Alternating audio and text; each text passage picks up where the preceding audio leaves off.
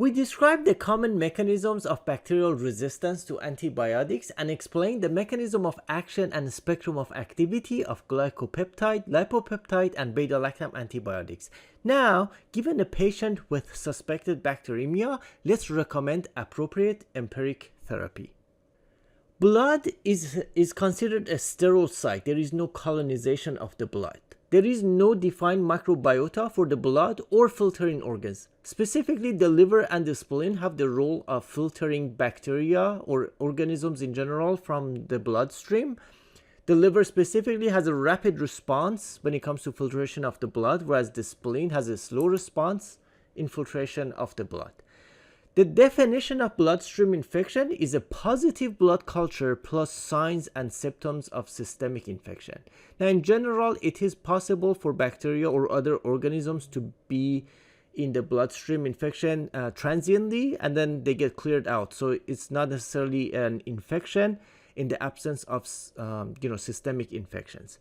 Bacteremia specifically refers to the presence of bacteria in the blood, whereas fungemia refers to the presence of fungi in the blood. And candida by far are the most common fungi causing bacteremia. So the term candidemia refers to the presence of candida species in the blood. And lastly, viremia refers to the presence of viruses in the blood. And most bloodstream infections are monomicrobial, meaning they are caused by a single organism. And about 5 to 13% of all bloodstream infections are polymicrobial, referring to more than one species of organisms. Now, because blood is considered a sterile site, we need to identify where the organisms are coming from. It is helpful to think of bacteremia as primary bacteremia and secondary bacteremia. Primary bacteremia essentially means that the source of bacteremia is not another site of infection in the body, specifically caused inside the bloodstream. So the most common cause is indwelling catheter. So people, for various reasons, have a catheter in their bloodstream that could be a source of organisms leading to bacteremia. And for indwelling catheters, the most common causes are coagulase-negative staphylococci, Staphylococcus aureus, Candida species, and various members of Enterobacterales. Next, we have injection drug use. So people who inject drugs, if they don't use a sterile technique when they inject drugs, they will most likely introduce Staphylococcus aureus into the bloodstream. Next, we have surgery. So people who have surgery, occasionally they may have a post-surgical bloodstream infection. Most common cause would be, Staphylococcus aureus, coagulase-negative staph, and E. coli, depending on the type of surgery. So, surgical interventions require, incision of the skin. So staph aureus and coag-negative staph belong to the skin. And, for example, if you have intra-abdominal surgery, E. coli could be a source, and other urogenital procedures may introduce E. coli as well. And we have infective endocarditis, which is an infection of the cardiac endothelium and can present as either acute or subacute disease. Most common causes of infective endocarditis leading to bacteremia is Staphylococcus aureus, Streptococci species, and Enterococci species, and rarely gram-negative organisms. Secondary bacteremia essentially means bacteremia as a result of another infection in the body. By far, the most common cause of secondary bacteremia is urinary tract infections. So E. coli and Enterococci, if they make their way into the blood from the urine, they can cause bacteremia.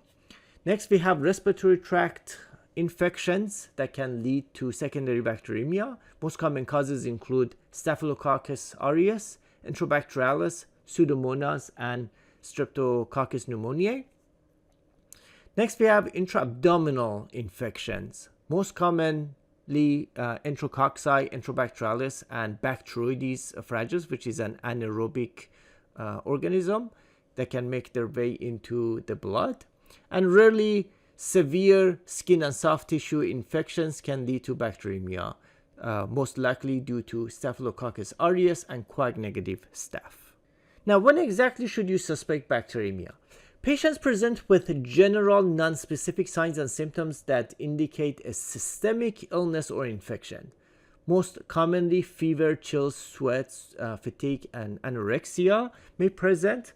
Now, this could be due to many things, but also they can occur in patients with bacteremia.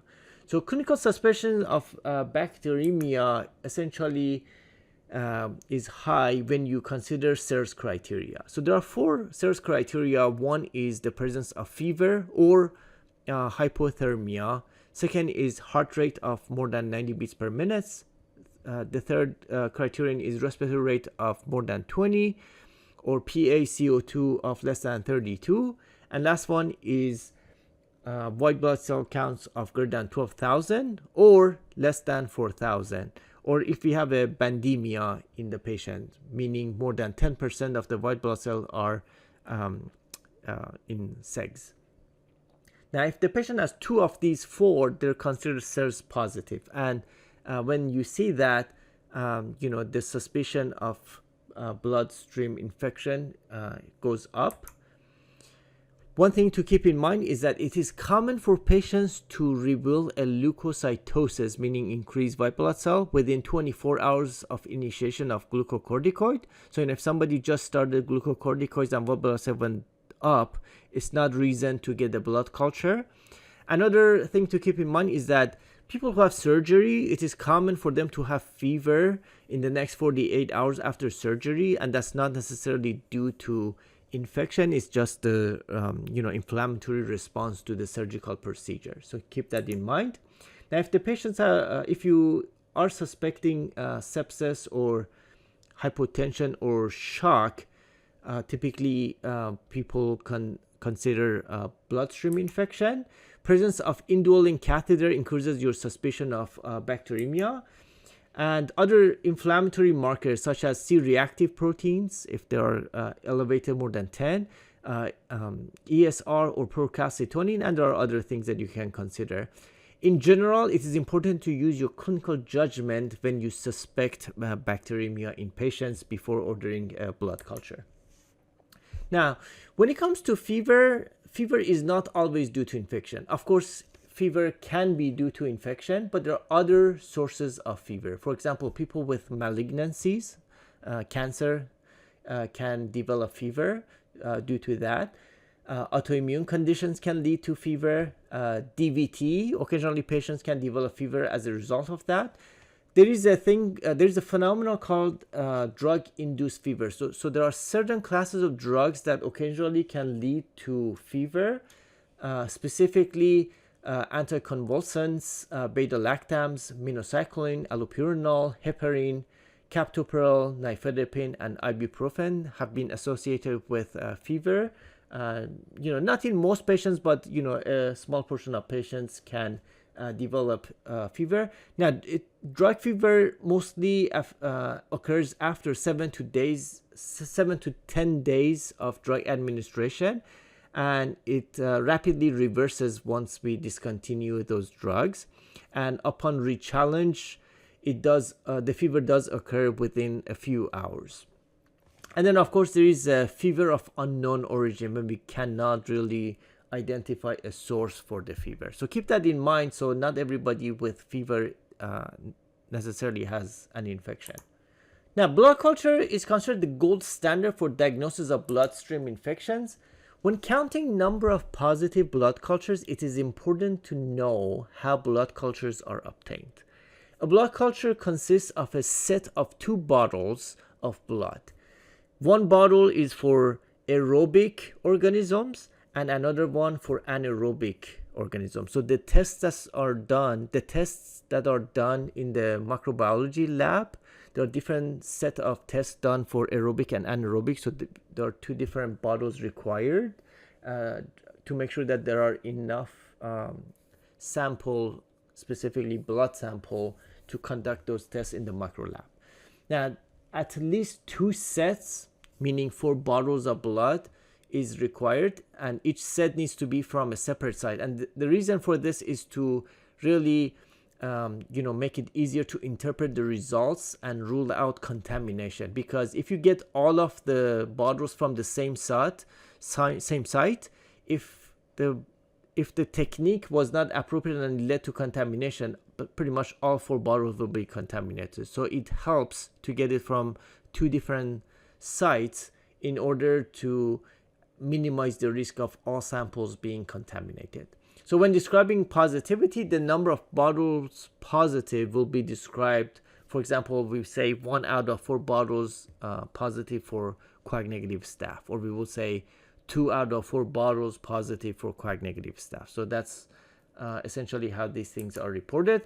Now, collection of blood cultures should not substantially delay the start of antimicrobial therapy, especially in febrile ICU patients. It is ideal to collect the blood before antimicrobial agents are started in order to minimize the risk of false negative, because just a single dose of antimicrobial agents will significantly drop the yield of blood cultures. However, again, this should not delay start of appropriate antimicrobials in patients. Let's discuss contamination of blood samples. So because blood cultures are commonly contaminated with skin flora, specific organisms may be contaminants. And the most likely contaminants are coag-negative staph, Bacillus species, Micrococcus, Crinibacterium, Cutibacterium. So these are the ones that are more likely to be a contaminant. So what it means is that if you have 1 out of 4 bottles growing coag-negative staph, you essentially conclude that it's a contaminant. But if you have 2 out of 4 growing coag-negative staph, because you have 2 of the bottle growing, that's unlikely to be a contaminant. So you conclude that it's a true infection due to coag-negative staph. Now, you only do that with these organisms. There are these other organisms that you never consider a contaminant. So Staphylococcus aureus, for example, because it's a deadly bacterium, if you only have 1 out of 4 bottles growing Staphylococcus aureus, you are obligated to treat it. You cannot count it as a contaminant, because if you happen to be wrong about the contaminant, Staphylococcus aureus can kill the patient pretty quickly. The same with the rest of these organisms here. So Streptococcus pneumoniae, group A streptococci, any of the gram-negative bacteria, Bacteroides, and even the fungus Candida species. If you have even 1 out of 4 bottles growing any of these, you should consider bacteremia and treat it. Now, viridans, strep, and enterococci, these are tricky. So they may be true pathogen or they may be contaminant. It's really they are considered on a case-by-case basis, and typically infectious diseases physicians will be consulted for these to decide if it's a true infection or a contaminant. Now, let's talk about management of bacteremia. So blood cultures before antibiotics are essential, if possible. So if even 1 dose of antibiotic can actually eradicate organisms from the blood sample, so it can actually reduce the yield. So it will be more likely that nothing will grow out of the blood culture. So it's important to get the blood cultures before initiating antibiotics. But I say if possible, because, for example, if it's taking too long for the, if the staff are not available to get the blood cultures, which is extremely rare, you don't want to delay antibiotics. So it has to be within reason. In general, you want to give antibiotics within 1 hour. But, if it's taking like 2 or 3 hours for someone to come and get the blood cultures, it's okay to give the antibiotics before blood cultures, because we don't want that to be, at the cost of harming the patient. Now, source identification. It's important to know how the bacteria got into the blood, right? So bacteria don't belong to the blood. So you need to identify the source. And that's important because we're going to talk about source control. Because without source control, you can continue to give antibiotics. Once you stop antibiotics, if you haven't removed the source, the bacteria will continue to come back. So it's extremely important to identify the source. So catheter-related bloodstream infections, which essentially would lead that, to the fact that the catheter will have to be removed and replaced with a new one. You can so if there is a catheter in place, you suspect that is the source of the bacteremia, and the catheter tip, for example, can be cultured to see it grows something that matches the blood culture. Symptoms, you can use the symptoms to identify where in the body the bacteria are coming from. So for example, if there is pain, for example, if there is low back pain, you might consider that there might be kidney infection. So you can use the site of pain to identify where the infection is coming from. Or if there is inflammation in a certain location, perhaps maybe it's a joint, or anything that you can identify from the symptoms. Microbiological cultures of the site. So if there is a wound, for example, and you culture it and you grow something, and the same thing is growing in the blood, or if you have a respiratory culture and it's growing something that matches what's growing in the blood, that identifies the source of the bacteremia. And of course, sometimes you just cannot easily find the source, so you may need something like imaging to kind of show you, within the body if there are, processes that could be due to infection. And of course, you identify the source in order to have source control. So you remove the source if possible. For example, if there are extravascular devices such as central line or prosthetic joint, you essentially remove them if possible. And once the infection is treated, you can replace these. And sometimes they may require consultation of other specialties. For example, if someone has cardiac hardware, cardiology team may be needed in order to assess whether its removal is possible. And sometimes surgery is needed, so surgical debridement. So if surgically they need to go in there and remove dead tissue, any things like biofilm, which we'll talk about another day. But surgical debridement can also be helpful for source control. Once bacteremia is suspected, it is important to start early empiric antibiotics, ideally after getting the blood specimen for culture if possible. Empiric essentially means that we don't know what the actual organisms are, so we have to do our best guess to see which organisms we need to cover until the results of culture and susceptibility become available. Mortality significantly increases the longer antimicrobial therapy is delayed, especially if the patient develops hypotension. So the choice of empiric antibiotics depends on the source if known. For example, cover urinary organisms if a urinary source of bacteremia is suspected. Use broad-spectrum antibiotics if severe infection, for example, hemodynamically unstable, if someone has septic shock, as an example. Cover multi-drug resistant organisms if patient has history of multi-drug resistant organisms in the past year, or high local prevalence of multi-drug resistance.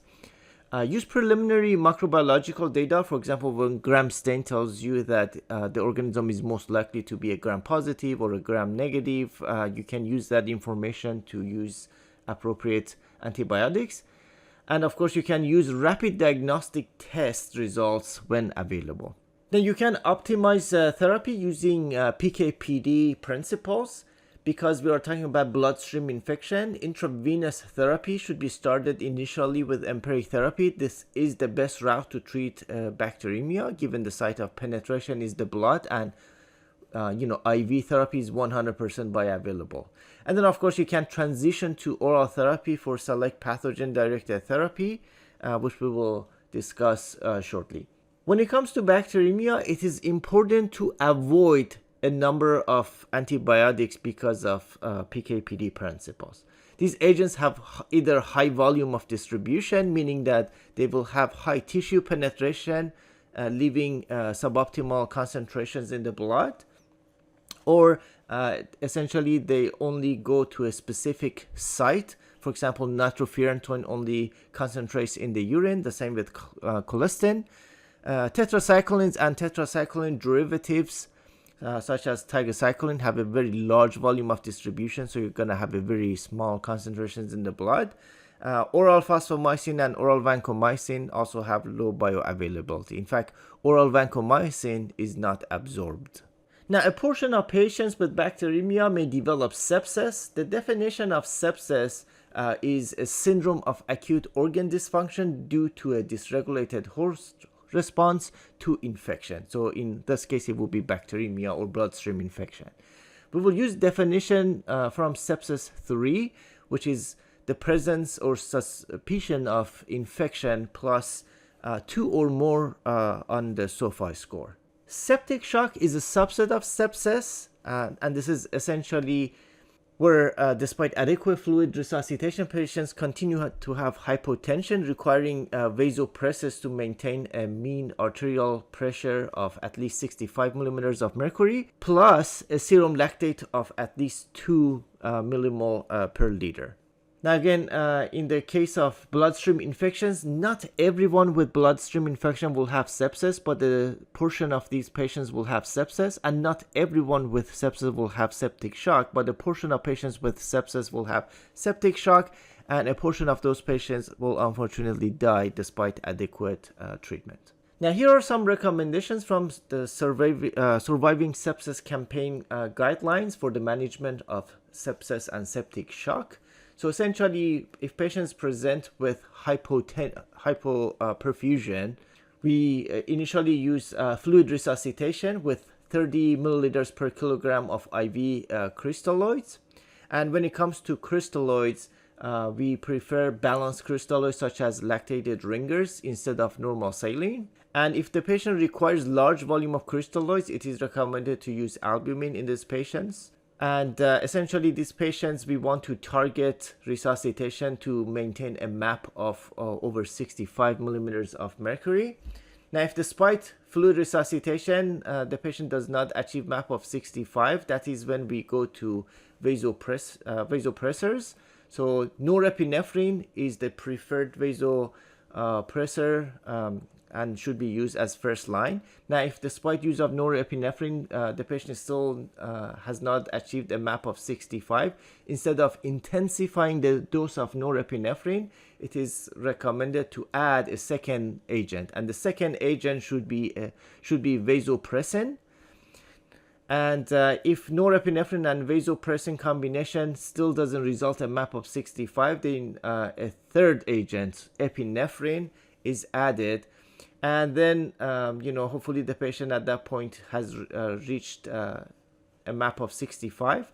And then at some point, hopefully you need to wean away from these agents, and the patient should be able to maintain a MAP on their own. But if there's, vasopressors continue to be required, it is recommended to add IV corticosteroids, and most commonly hydrocortisone 50 milligram IV every 6 hours is used. There are other recommendations, such as, of course, these patients will need pharmacological VTE prophylaxis, and that's also true outside of the ICU. For hospitalized patients with sepsis, they need pharmacologic VTE prophylaxis.